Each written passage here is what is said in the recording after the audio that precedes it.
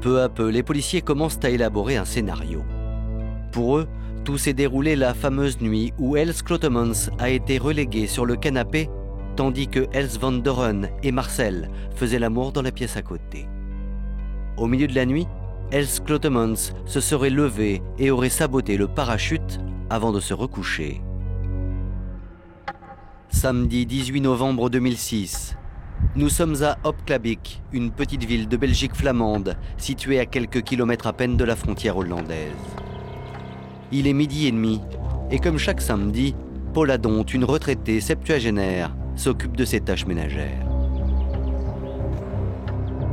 Elle vient de pendre son linge dans son jardin et retournant dans sa maison, en passant le seuil de sa véranda, elle entend un bruit épouvantable. Abasourdie par ce bruit inhabituel qui semble provenir du ciel, Paula Dont se précipite au fond de son jardin. Elle regarde et voit rien. Et soudain, elle remarque un drap. Elle écarte un petit peu les buissons et voit un pied dépassé. Elle voit une femme en combinaison sur le dos avec un filet de sang qui s'échappe de la lèvre sur la gauche du visage. Paula Dont sait qu'il y a une base parachutiste à quelques kilomètres de là. Cette femme serait-elle tombée du ciel? La retraitée prévient aussitôt les secours. À 12h59 précisément, pompiers et gendarmes belges arrivent sur les lieux. Et leur premier réflexe est de tenter de réanimer la victime. On pratique un massage cardiaque, il voit très vite qu'il y a très peu de chances que ça puisse fonctionner, que ça puisse marcher. Les contusions sont internes. Elle a été protégée par ailleurs par son parachute, son harnachement. Elle offre un visage qui est décrit comme paisible. Elle ne respire plus. Elle est manifestement déjà morte. Soudain, arrive sur les lieux un homme qui semble paniqué et qui lui aussi porte une combinaison de parachutiste. Il explique aux gendarmes, me semble-t-il, qu'il s'appelle Marcel Sommers, qu'il est parachutiste, qu'il connaît la personne et qu'il s'est passé quelque chose. À la demande des enquêteurs, Marcel Sommers raconte ce qui s'est passé.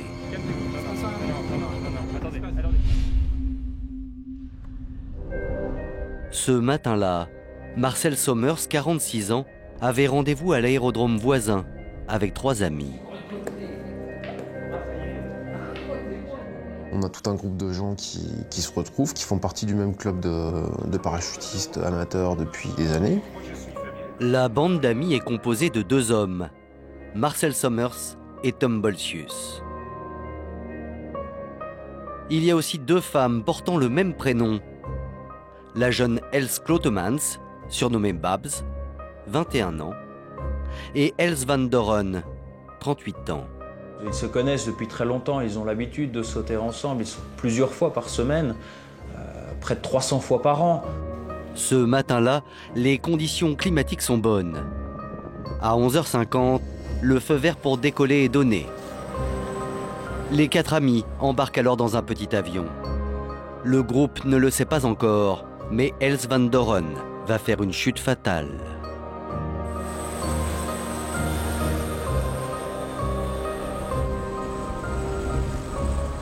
Il décolle et l'ambiance est normale et bonne. Rien de suspect. Le pilote fait signe et l'une après l'autre quitte l'avion. Les parachutistes ont prévu de former une étoile dans le ciel. Marcel Sommers, Tom Bolsius et Els van Doren se rejoignent. Mais Els Clotemans a manqué sa sortie à quelques secondes près et elle ne parvient pas à rejoindre le groupe.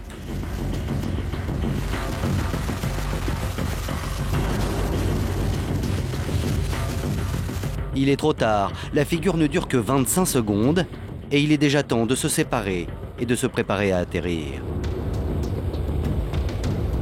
Marcel explique aux enquêteurs qu'il ouvre son parachute et qu'il a vu 2 de ses camarades en faire autant.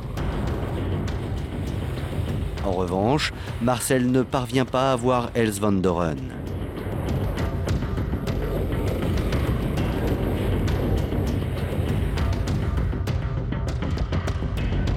Il regarde à gauche, à droite, il ne comprend pas et puis il s'aperçoit qu'elle est en fait en dessous de lui. Très vite, Marcel Sommers comprend qu'il y a un problème. Il voit qu'elle est occupée d'essayer d'enclencher son parachute, ça ne marche pas. Marcel s'inquiète. Il faudrait maintenant qu'Els van Doren applique la procédure d'urgence. Fort heureusement, il y a un système de secours qu'on appelle le parachute de secours qui est lié à une deuxième ficelle qu'elle tire et celui-là est infaillible normalement à 100%. Marcel Sommers le sait. Els van Doren ne dispose plus que de quelques secondes pour ouvrir son parachute de secours. À moins de 250 mètres du sol, il sera trop tard. Problème, le deuxième parachute ne s'ouvre pas non plus. Els van Doren tombe maintenant à plus de 85 mètres par seconde. À cette vitesse, elle atteindra le sol dans moins de 10 secondes. Elle tombe en chute libre et elle s'écrase.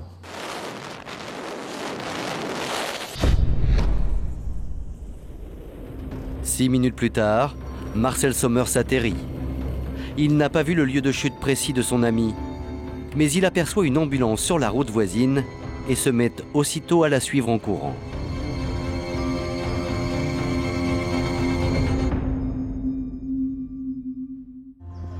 S'agit-il d'un accident? Rien n'est moins sûr. Après avoir écouté le récit de Marcel Sommers, pour les policiers belges, plusieurs pistes se dessinent.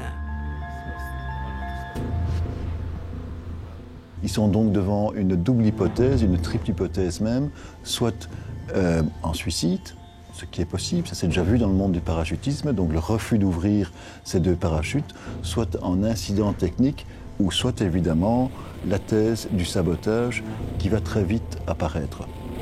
Seulement l'hypothèse de l'accident, la première à laquelle les policiers ont pensé, va sembler peu probable. Jürgen Kamps, le responsable du club de parachutisme d'où s'était lancé le groupe d'amis, est l'un des premiers à émettre des doutes. La possibilité, la probabilité que la valve de réserve ne s'ouvre pas convenablement est extrêmement rare. Les systèmes de parachute sont quand même très très modernes, très efficaces. L'ouverture qui ne se fait pas pour une toile, ça ne se reproduit pas la deuxième fois avec le parachute de secours. La thèse de l'accident écartée reste celle d'un suicide ou d'un meurtre. Dans le jardin où Els van Doren s'est écrasé, un spécialiste de la base de parachutisme voisine examine le matériel à la demande de la police.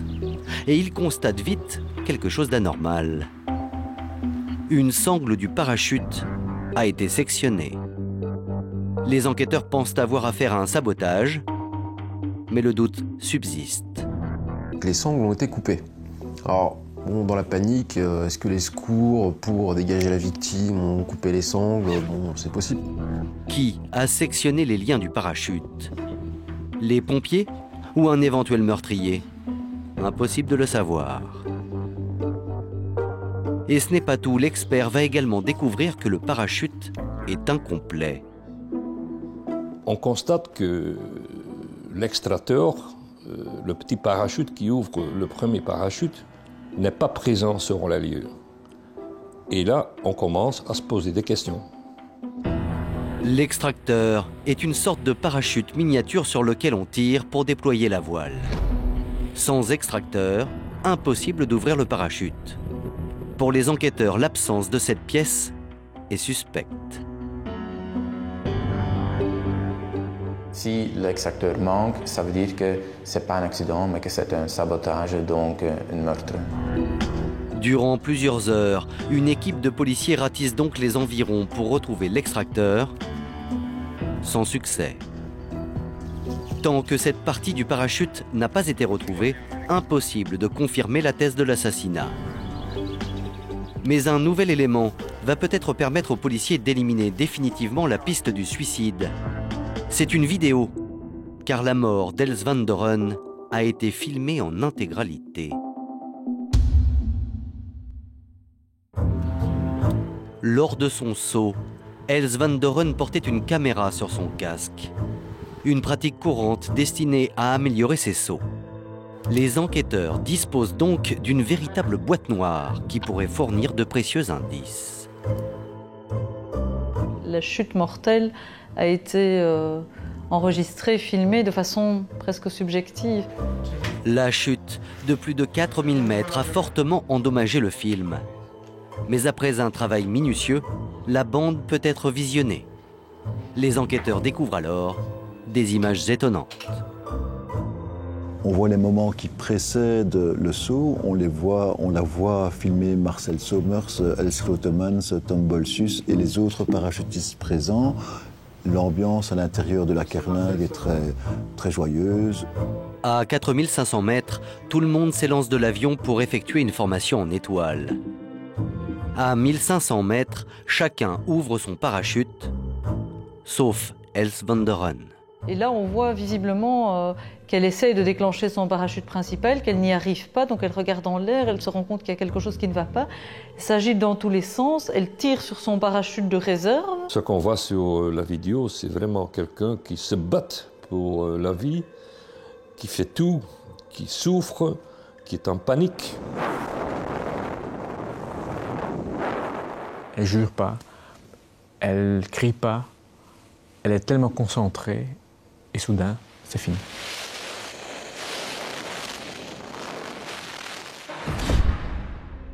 L'image tourne au noir, elle est morte. A priori, les enquêteurs n'apprennent pas grand-chose de nouveau par rapport au récit de Marcel Sommers. Mais cet élément leur permet au moins d'être certains d'une chose.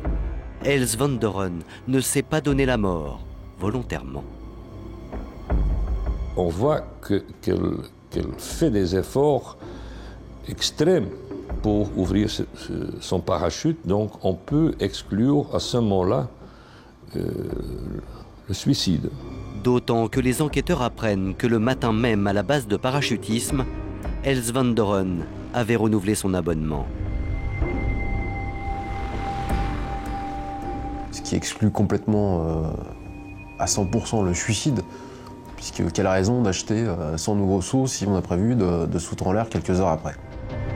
Désormais, pour les enquêteurs, la piste la plus probable est celle du meurtre. Et c'est en retrouvant le fameux extracteur qu'ils vont en acquérir la certitude.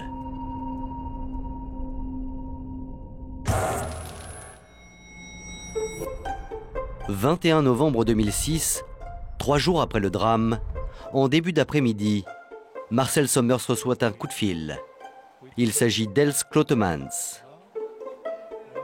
Elle explique qu'elle s'est perdue, qu'elle connaissait pas bien la route et que en haut d'un arbre, sur son chemin, elle a vu un bout de tissu rouge. Ce bout de tissu rouge, c'est le fameux extracteur que les enquêteurs recherchent depuis 3 jours. Et très vite, les craintes de la police se confirment. Bon, en observant l'extracteur, il se rend compte tout de suite qu'une sangle a subi une tranche nette, comme on peut le voir avec des ciseaux ou avec un couteau. On a le morceau manquant de ce parachute, on a la certitude absolue que ce ne sont pas les services de secours qui l'ont emporté ou coupé par mégarde. La présence de cet extracteur en haut de cet arbre montre définitivement qu'il s'est décroché après un sabotage au moment de la chute de Els van Doren. Plus de doute possible, Els van Doren a été assassiné, son parachute saboté. Mais qui a bien pu en vouloir à cette mère de 2 enfants, à la vie bien rangée, mariée à un bijoutier depuis 18 ans? En toute logique, c'est vers les amis parachutistes de la victime que les enquêteurs vont se tourner. Car ils en ont la conviction, le sabotage n'a pas pu être commis par n'importe qui. Pour saboter un parachute, on doit être parachutiste, c'est tout. On ne doit être pas un technicien énorme, mais il faut savoir quel corps on doit couper, comme moi. Et les premiers parachutistes que les inspecteurs vont auditionner, ce sont naturellement les 3 membres présents dans l'avion le jour du drame.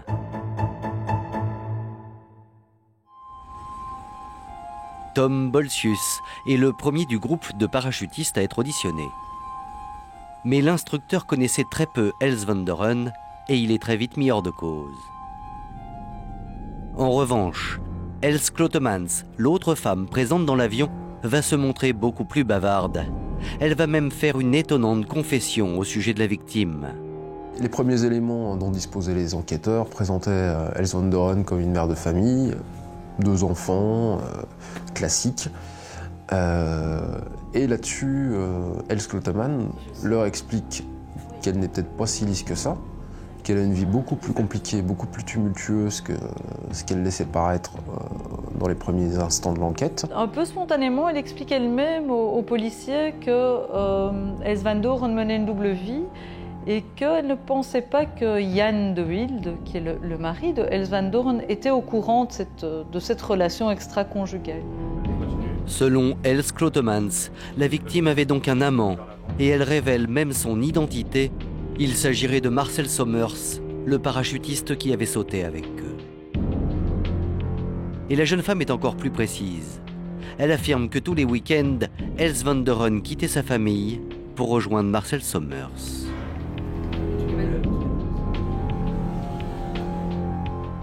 Elle quittait la maison soit le samedi matin, soit le vendredi soir, jusqu'au dimanche 23h, où elle allait à Zwaardberg pour sauter avec ses copains parachutistes. Donc elle noircit un peu sa grande copine, Els van der Run, en disant voilà, c'est pas une bonne femme, c'est pas une bonne mère de famille. Elle trompe son mari, elle mène une double vie. À en croire Babs, cela faisait plus de 5 ans qu'Els van der Run et Marcel Sommers entretenaient une relation adultère. D'ailleurs, au club de parachutisme, tout le monde était au courant. Tout le monde est au courant dans le club, c'est notoire. On ne se doute même pas qu'elle a un gentil mari qui l'attend à la maison. À ce moment-là, tout le monde croit, surtout dans la jeune génération, tout le monde croit qu'ils forment un couple légitime parce qu'effectivement, ils se connaissent depuis 2000 ans et que personne n'a jamais vu avant ça Marcel avec une autre femme. Els Klotemans n'est pas avare de détails. Son témoignage va donner un nouveau tournant à l'affaire. Quand Els Klotemans arrive avec cette information, les enquêteurs, ils ont de beaux suspects sur les bras tout d'un coup, alors qu'ils n'avaient pas grand-chose jusque-là. Et là, tout d'un coup, ils se disent, mais tiens, oui, il y a d'un côté Marcel Sommers, l'amant. Est-ce qu'il n'a pas voulu se débarrasser de sa maîtresse parce qu'elle risquait de lui échapper? Et d'un autre côté, il y a le mari qui a peut-être découvert cette liaison illégitime et qui ne l'a pas supportée, qui a voulu se venger. L'amant possessif ou le mari jaloux? Pour les policiers, il est urgent d'entendre les 2 hommes. D'abord, les officiers de la police judiciaire se présentent au domicile de Jan de Wilde, à Renst, une petite ville résidentielle dans la banlieue d'Anvers. Arrivés sur place, les inspecteurs décident de provoquer le mari de la victime pour analyser sa réaction. Les policiers décident d'adopter une stratégie qui est un peu celle du poker menteur, où en fait ils vont distiller de grosses révélations à Jan de Wilde pour observer les réactions du monsieur. Tout d'abord, les enquêteurs apprennent au mari la véritable cause de la mort de son épouse. Et lui annonce qu'il ne s'agissait pas d'un simple accident, mais bien d'un meurtre avec préméditation. C'est le premier choc.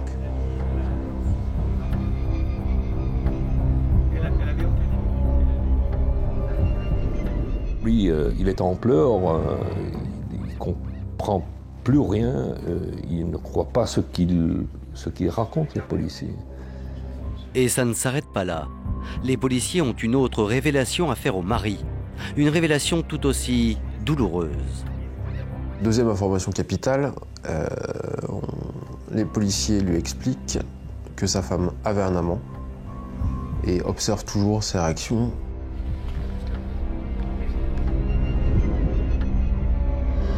Les enquêteurs ont face à eux un homme qui est complètement effondré et qui a l'air de tomber de la lune quand il lui annonce qu'en fait sa femme avait un amant. Et il a l'air d'être vraiment touché et effondré. Il n'a pas l'air de feindre du tout son émotion et son état de choc, quoi. Jan de Wilde semble effondré, mais ce n'est pas pour autant qu'il va être innocenté aux yeux des policiers. Car on le sait, les plus brillants meurtriers sont aussi les plus manipulateurs.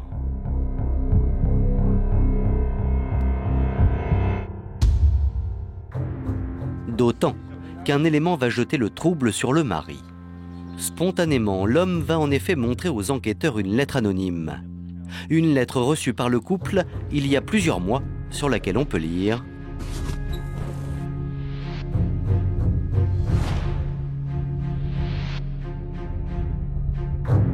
Pour les policiers, cette lettre fait clairement allusion à la relation adultère d'Els van Doren avec Marcel Sommers. Mais le mari raconte qu'à l'époque, sa femme lui avait donné une toute autre explication. Elle lui explique qu'il y a énormément de personnes qui ne comprennent pas leur relation de couple, qui ne comprennent pas le fait qu'elle puisse abandonner ses enfants, son mari, tous les week-ends pour aller faire du parachute. Pour les policiers, cet élément est capital. Il prouve en effet que, contrairement à ce qu'il affirme, le mari pouvait avoir des soupçons quant à l'infidélité de son épouse. Il disposait donc d'un mobile solide. Et ce n'est pas tout. Dans la conversation, Jan de Wilde apprend aux enquêteurs qu'il est lui-même un ancien parachutiste. Il était donc parfaitement capable de saboter l'équipement de sa femme, d'autant qu'il y avait facilement accès. Le parachute de sa femme Els était soit dans son coffre de voiture à elle, soit dans leur chambre à coucher. Donc, objectivement, il avait des possibilités d'accéder au parachute. Aussitôt, aux yeux des policiers, Jan de Wilde passe du statut de veuf à celui de suspect. Les policiers ne partent pas sans lui mettre une grosse pression. Et il lui explique tout bonnement, vous nous dites que vous n'étiez au courant de rien. Si par hasard, même de façon anonyme, au cours de nos auditions, on apprend qu'effectivement vous étiez au courant de cette liaison, vous ne voulez pas nous dire que vous étiez au courant, on revient avec les pinces. Les policiers emportent la lettre anonyme pour l'analyser. Même s'ils n'ont encore aucune preuve, ils commencent à se forger une conviction. Jan de Wilde, mari trompé, aurait parfaitement pu saboter le parachute de sa femme et la condamner ainsi à s'écraser lors de son prochain saut. Pour les enquêteurs, Jan de Wilde est le suspect numéro 1. Mais par acquis de conscience, ils veulent tout de même auditionner l'amant d'Els van Doren, Marcel Sommers.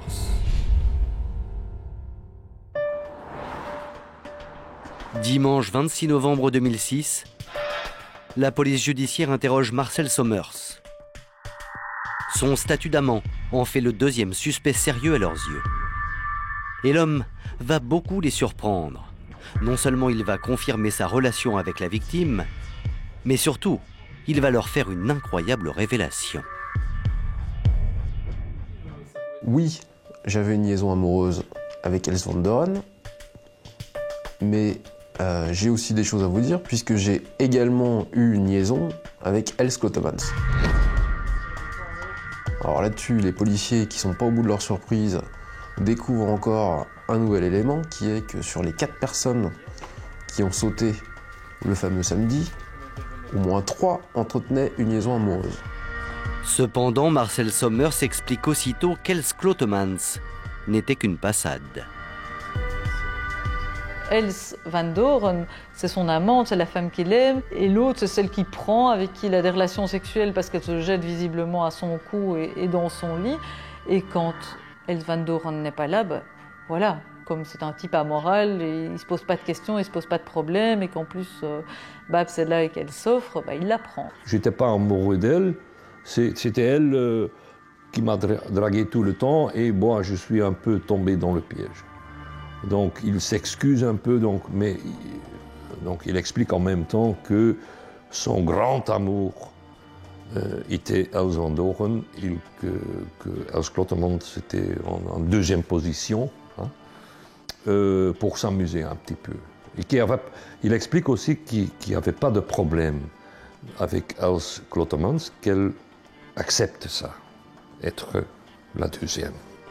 Els Klottemans et la victime, Els van Doren, étaient donc rivales. Et Marcel Sommers va même plus loin devant les enquêteurs. Il accuse la première d'avoir tué la seconde. En fait, il leur dit tout de go que pour lui, il a une suspecte, que c'est Els Klottemans. Parce que pour lui, puisque maintenant tout le monde est au courant du triangle amoureux, il leur explique très franchement qu'en fait, pour lui, elle n'a jamais accepté d'être numéro 2. Même si, en façade, elle laissait cette impression. Mais pour lui, il est convaincu que de toute façon, c'est un statut qui ne lui convenait pas du tout. Pour accréditer ces accusations, Marcel Sommers va leur raconter un événement qui s'est déroulé une semaine avant le meurtre. Le vendredi 10 novembre 2006 au soir, Marcel Sommers est rentré chez lui avec Els Klottemans. C'est une tradition. La jeune femme passe toutes les soirées du vendredi chez son amant. Mais ce soir-là, rien ne va se passer comme prévu. Els van Doren arrive sans crier gare, elle entre dans l'appartement et donc petit coup de froid pour Babs qui croyait que pour cette nuit-là, Marcel serait pour elle. En entrant dans l'appartement, Els van Doren dépose son parachute dans le salon, puis se dirige vers la chambre de son amant pour y passer la nuit. Els van Doren, c'est l'amante attitrée, si j'ose dire, de Marcel. Donc elle se dirige dans la chambre à coucher de Marcel, ils vont dormir dans le même lit, et Babs, elle en est réduite à dormir sur un matelas dans la salle de séjour. Bon, l'appartement, il n'est pas très grand, il n'est pas très insonorisé, donc elle assiste, couchée sur son matelas, elle entend les ébats des deux amants.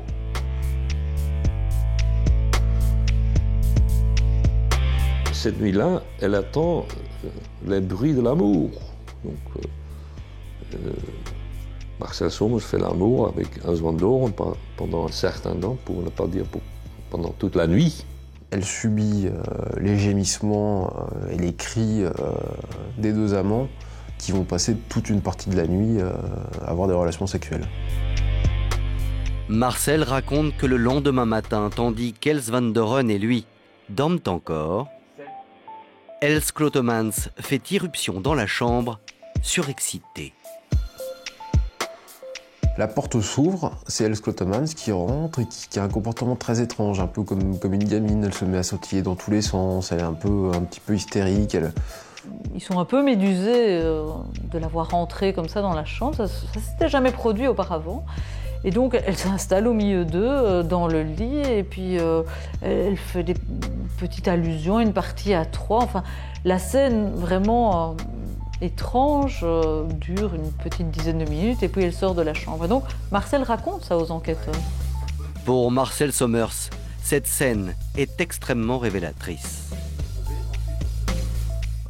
Marcel explique qu'elle était frustrée peut-être de ce qui s'était passé la veille.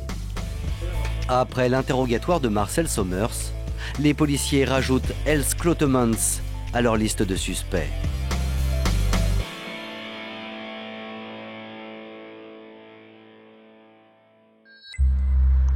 Presque 2 semaines après le drame, les policiers entendent donc à nouveau Els Klottemans. Lors de sa première audition, la jeune femme les avait informés de la double vie de sa rivale avec Marcel Sommers. En revanche, elle avait caché sa propre liaison avec lui. Fort de cette information, les enquêteurs pensent avoir une longueur d'avance sur la jeune femme. Seulement celle-ci ne manque pas de ressources. Elle les prend complètement de court en leur disant « Bon, maintenant avec tout ce que vous savez, je pense que vous êtes au courant de ma liaison avec Marcel. » Alors les policiers sont assez surpris. Els Klottemans a-t-elle tué sa concurrente par jalousie? Lorsque les enquêteurs font part à la jeune femme de leurs soupçons, Celle-ci nie en bloc. Pour elle, cette liaison est une aventure sans lendemain, une simple relation physique. Els Klotemans dit, voilà, moi, j'étais le numéro 2. Els van Doren, c'était le numéro 1 pour Marcel Somers. Je sais que c'est comme ça et j'accepte. Elle explique effectivement qu'elle a besoin d'être rassurée, qu'elle n'a pas une haute estime d'elle-même et que quand un homme accepte de la prendre dans son lit, elle est déjà contente comme ça. Et Els Klotemans va aller plus loin. Lorsque les inspecteurs lui demandent qui, selon elle, a tué la parachutiste, sa réponse va s'avérer très étonnante. Elle répond presque comme une criminologue aux enquêteurs. Et donc elle arrive à faire ce raisonnement aussi, que dans cette histoire, au fond, il n'y a que 3 suspects possibles. Jan de Wilde, qui est l'époux trahi, Marcel, qui est l'amant qui en a peut-être marre de ne pas être choisi en numéro 1 et qu'elle reste quand même avec son mari, et puis elle aussi. Chose étrange, Els Klotemans s'inclut elle-même dans la liste des suspects. Mais très vite, elle se ravise. En ajoutant immédiatement qu'elle, elle ne l'a pas fait. Donc ce sont les deux autres. Soit c'est le mari, soit c'est Marcel Somers. C'est pas moi. Mauvaise idée. Les enquêteurs ne le savent pas encore, mais lors de son audition, Els Klotemans leur a apporté la réponse à l'énigme. L'un des 3 suspects est bien l'assassin.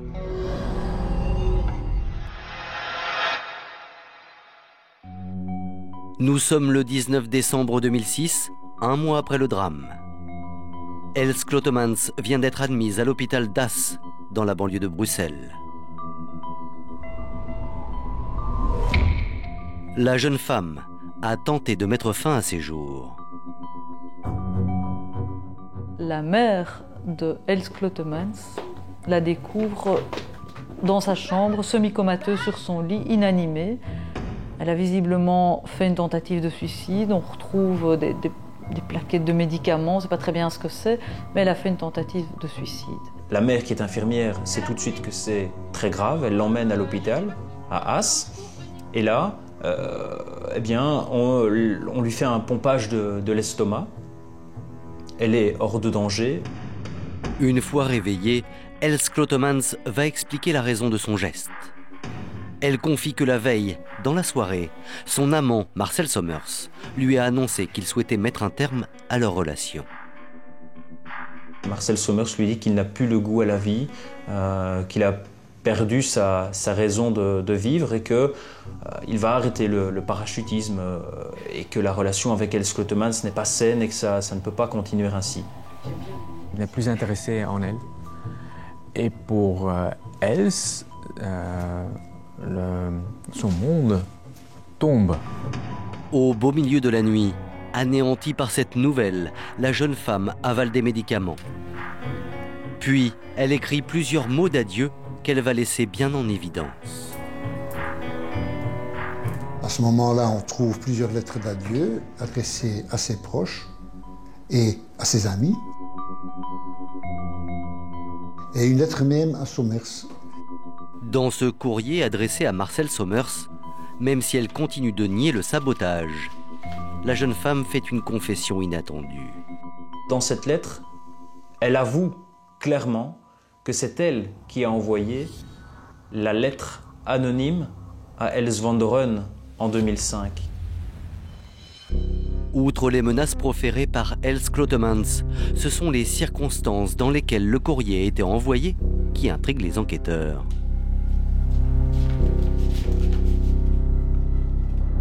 Alors Els Klotemans avait pris toutes les précautions pour envoyer cette lettre. C'est une lettre tapée à la machine. Cette lettre anonyme, Els Klotemans avait fait en sorte de la poster en dehors de sa région. Elle avait pris soin de coller le timbre avec de l'eau du robinet. Elle avait manipulé cette enveloppe avec des gants chirurgicaux. Tout comportement qui n'apparaît pas aux policiers comme étant celui d'un petit blagueur, mais bien comme celui d'un criminel. Ce jour-là, les enquêteurs, la justice, fait une découverte, déterminante dans toute l'affaire. Donc là, on trouve la preuve écrite qu'elle est, le corbeau des lettres, et deuxièmement, qu'elle a voulu faire sauter la relation de la victime avec son amant. Pour les enquêteurs, ces éléments apportent tout à coup un nouvel éclairage à l'affaire. Contrairement à ce qu'elle a toujours prétendu, Else Klotemans serait très amoureuse de Marcel Sommers et elle n'aurait plus supporté d'être reléguée au second plan. C'est la preuve qu'elle était extrêmement jalouse de Else van Doren, que cette jalousie, bien évidemment, constitue un motif suffisant pour éventuellement en arriver au meurtre. Et pour la première fois, on a une suspecte solide, Else Klotemans.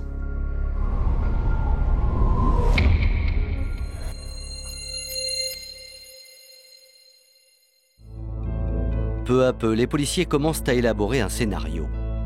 Pour eux, tout s'est déroulé la fameuse nuit où Else Klotemans a été reléguée sur le canapé, tandis que Else van Doren et Marcel faisaient l'amour dans la pièce à côté. Au milieu de la nuit, Else Klotemans se serait levée et aurait saboté le parachute avant de se recoucher.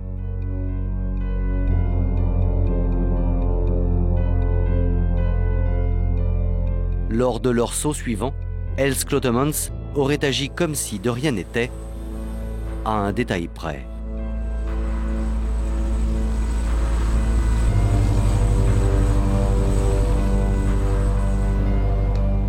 Souvenez-vous, lors de la chute fatale, la jeune femme avait raté sa sortie.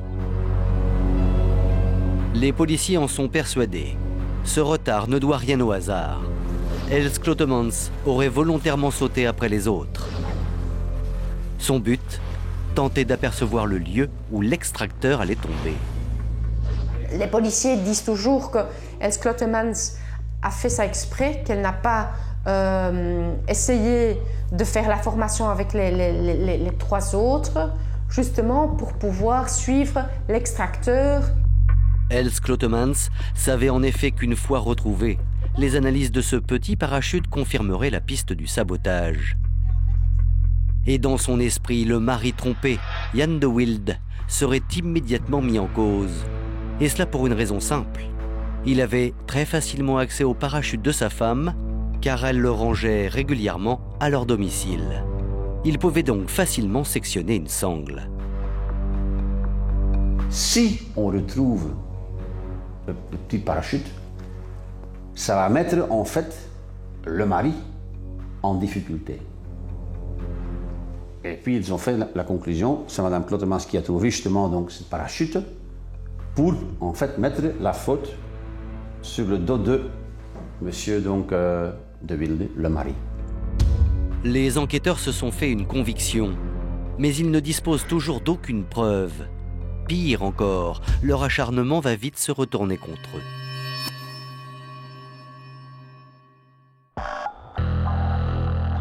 Nous sommes le 17 janvier 2007, soit 2 mois après le meurtre. Également persuadé de sa culpabilité, le juge décide de placer Else Klotemans en détention provisoire à la prison d'Asselt. Mais à l'approche du procès, peu à peu, un doute commence à apparaître dans l'opinion.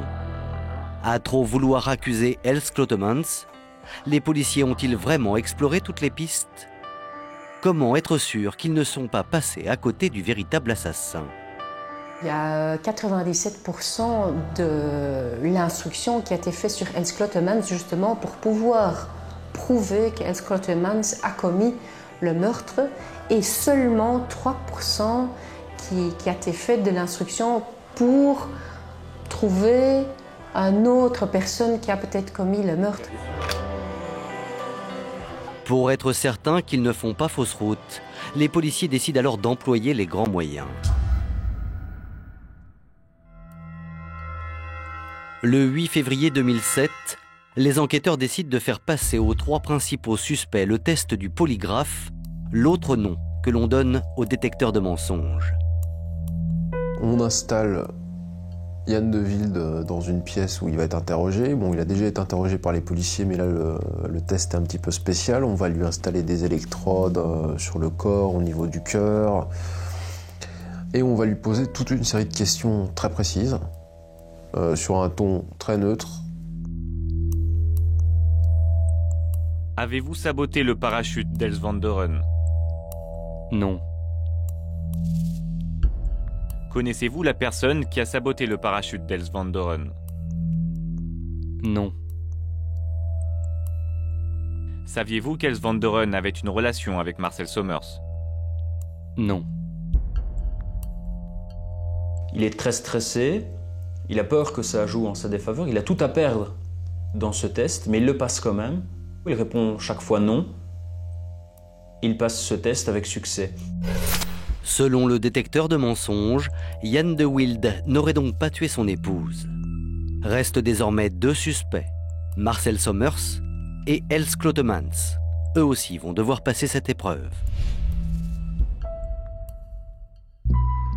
2 jours plus tard, c'est à Marcel Sommers d'être soumis au test. On lui place des capteurs sur tout le corps. Il est effectivement stressé.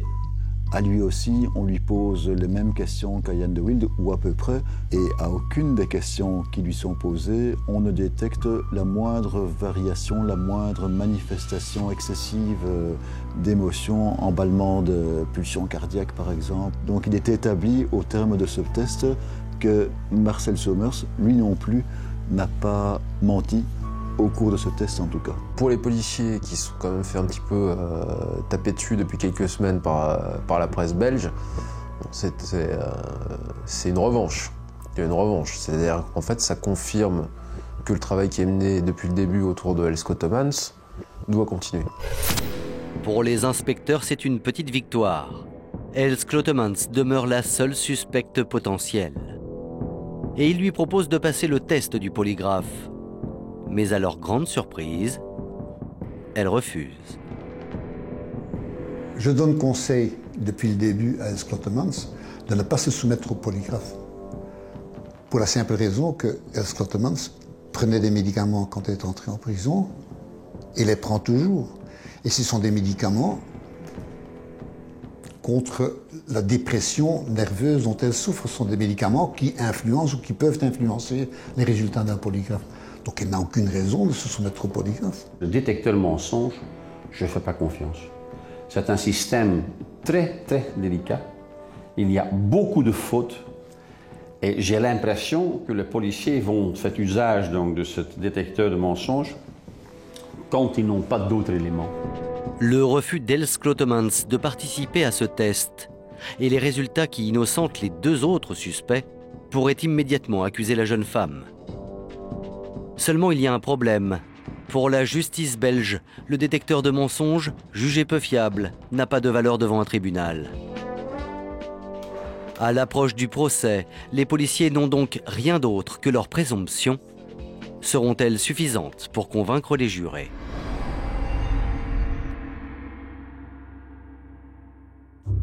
Vendredi 24 septembre 2010, c'est le procès de l'année qui débute à la cour d'assises du Limbourg. La salle est comble. Les médias et le public ont pris d'assaut le tribunal. C'est l'amour, le sexe, le parachutisme, tout ça, ça fait un cocktail assez spécial, je pense. Il y a une tension incroyable.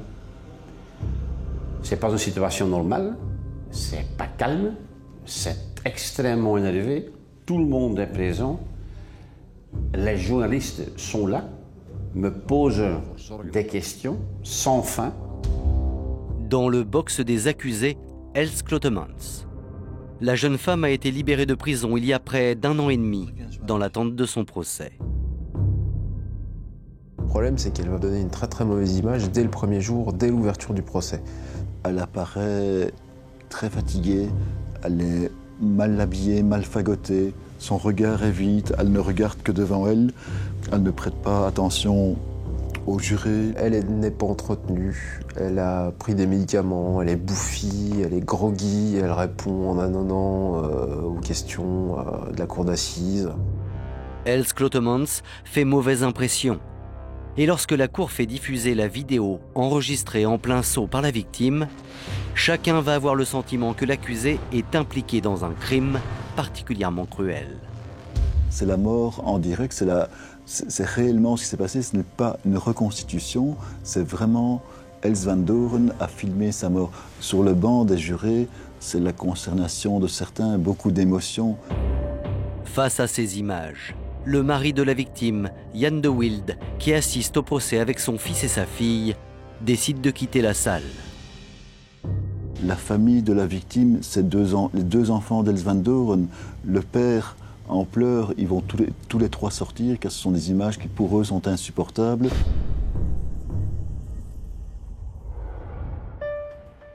Dans les jours qui suivent, les témoins se succèdent à la barre. Et certains récits particulièrement à charge vont retenir l'attention de la cour. Il y a d'abord Jan de Wilde, le mari de la victime. Il revient sur les obsèques de son épouse et il raconte que ce jour-là, l'accusé a fait preuve d'un comportement pour le moins choquant. Els Clotemans avait prévu de lire une lettre, mais Jan de Wilde n'était pas d'accord. Il lui avait demandé que contient cette lettre. Elle lui avait dit c'est une surprise. Finalement, il a quand même réussi à lire ce qu'il y avait dans cette lettre. Il y avait énormément de blagues salaces. Elle veut faire une allusion très déplacée sur la plaque d'immatriculation de Els van Doren avec les lettres SAU qui veut dire en allemand salope cochon. Donc là, finalement, elle ne lit rien du tout, elle ne prend pas la parole, mais Jan de Wilde explique au procès que c'était pour lui totalement inacceptable. C'est ensuite au tour de Marcel Sommers, l'amant. Lui aussi va raconter une anecdote troublante à propos d'Els Clotemans. Le lendemain ou le surlendemain du drame, Babs avait débarqué dans son appartement, qu'elle s'était déshabillée, jetée sur lui, qu'elle avait essayé d'avoir des relations sexuelles avec lui, alors que lui était complètement à plat, il réalisait à peine ce qui s'était passé, et que donc elle a un comportement franchement déplacé. Marcel explique que ce n'était pas le comportement de quelqu'un qui aurait perdu une bonne copine. C'est le comportement de quelqu'un qui fête sa victoire. Face à ces accusations, les avocats de la jeune femme ont bien du mal à convaincre. D'autant que les témoignages des experts psychiatres vont à leur tour brosser d'elle un portrait accablant. Voilà, certains troubles de la personnalité, que c'est quelqu'un qui manque d'empathie, qui a du mal à comprendre les sentiments des autres, qui est très tourné vers elle.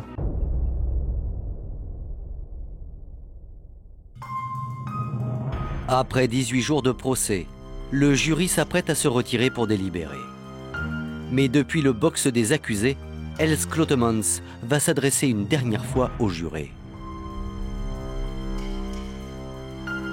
La voix tremble, elle n'est pas à son aise du tout, et elle affirme qu'en toute honnêteté, c'est ce qu'elle dit, depuis 4 ans, elle vit un enfer. Elle dit voilà, je ne suis pas coupable, je ne peux rien dire d'autre, je ne l'ai pas fait, on m'a toujours cherché, c'est pas moi. La foule piétine devant les portes du palais. Dans quelques minutes, le verdict va être rendu. La place manque dans la salle d'audience. Il y a du monde partout. Le palais de justice a fait ouvert une pièce avec un écran géant. Il y a plus de 500 personnes dans cette salle. Il y a du monde dehors, il y a du monde dans les cafés. Le public fait la queue depuis le matin pour être sûr de ne pas rater le verdict. On a vraiment l'impression qu'on est plus au théâtre que dans une salle d'audience d'un palais de justice.